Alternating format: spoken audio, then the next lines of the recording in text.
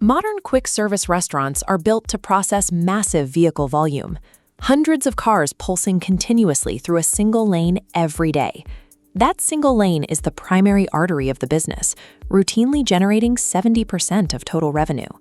Yet, despite this overwhelming revenue share, operators continually face crippling digital signage failures that grind operations to a halt. Screens wash out entirely under the afternoon glare, loading icons buffer endlessly during the noon rush, and drivers strain to read cramped, disorganized menus. Relying on standard consumer-grade technology to support your most lucrative profit center creates a massive, entirely preventable financial bottleneck. When a menu board goes black, operators often write it off as a temporary IT glitch, but thermal, network, or visual collapse is rarely a software bug. It is a systemic failure locked in during the initial site assessment, long before a single bolt is turned. Put a standard indoor screen outside, and within 2 weeks, direct sunlight will cause isotropic failure, crystallizing the display into a permanent, unreadable black panel. Preventing this requires abandoning the TV in a box mindset. You must build from the ground up using strict systems engineering. A zero-friction drive-thru is built sequentially. You start by mapping the environmental geometry, establish a redundant network topology, and finally enforce a rigid cognitive content layer. First, strip away the restaurant building itself and look strictly at the lane. The biggest physical threat to your operational throughput is sunlight geometry. This schematic maps sun positioning. Notice where glare hits the driver's line of sight. Standard displays facing sunset wash out completely. Within this footprint, map 3 physical zones: pre-cell, main board, and order confirmation. The pre-cell board, placed before the speaker, accelerates decision-making. If you fail to account for the physical alignment and solar vectors, any technology you install becomes useless at the exact moment your customer needs to make a decision. Once the environmental extremes are mapped, you can define the industrial hardware required to survive them. This chart compares luminance thresholds. Standard indoor displays output around 300 to 500 nits. Daylight readability demands a minimum baseline of 2,500 nits. For boards sitting directly in the sunset vector, that requirement jumps to 3,500 nits or higher. Brightness alone is not enough. The hardware must survive rain, snow, and the aggressive pressure washing of your maintenance crews. This dictates a strict IP56 or IP65 environmental rating to guarantee the enclosure is completely sealed against dust and water. Inside that enclosure, the internal components have to operate seamlessly within a massive thermal envelope, spanning from -20 degrees to 110 degrees Fahrenheit. This mechanical reality requires internal active cooling. If you ignore quarterly filter changes and the intakes clog, the system will overheat and shut down entirely. Further down the lane is the critical feedback loop, the order confirmation display.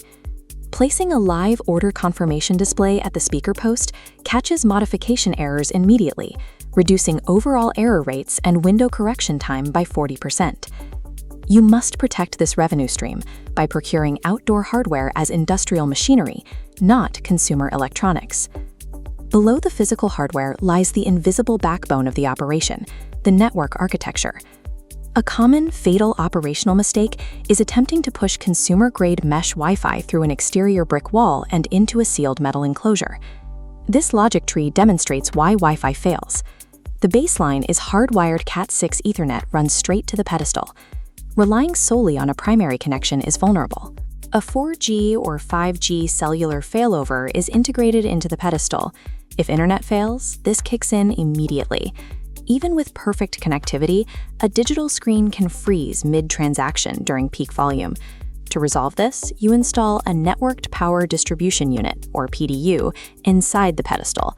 Instead of losing revenue for hours waiting for a technician to open the case, a manager executes a remote power cycle straight from their phone. Engineering this redundant topology shifts maintenance away from highly disruptive physical interventions, turning them into instant, invisible, remote resolutions. The final layer of the system sits right at eye level: UI and content strategy. We design for the 3-second rule. A driver manages a brake pedal, a rolled-down window, and vehicle distractions. Their cognitive load is already heavy. This side-by-side comparison shows the difference. Cluttered menus cause decision paralysis. The right side utilizes an optimized high-contrast white-on-black hierarchy engineered for rapid visual processing. Legibility outdoors requires strict typographic rules. Headers must be a minimum of 60 points, with body copy no smaller than 30 points. Keep animation subtle, or remove it entirely. Flashy motion pulls the driver's eye away from the pricing and measurably slows down the line speed. To further reduce cognitive clutter, you implement aggressive day parting. When the clock hits the exact transition hour, breakfast items should instantly and automatically drop from the board, streamlining the available options. Visual content in the drive-thru is not a marketing canvas. It is a strict operational tool engineered to accelerate the speed of transaction.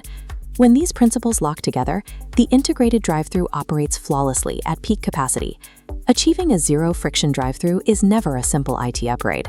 It requires the precise synthesis of environmental alignment, redundant network architecture, and absolute cognitive clarity.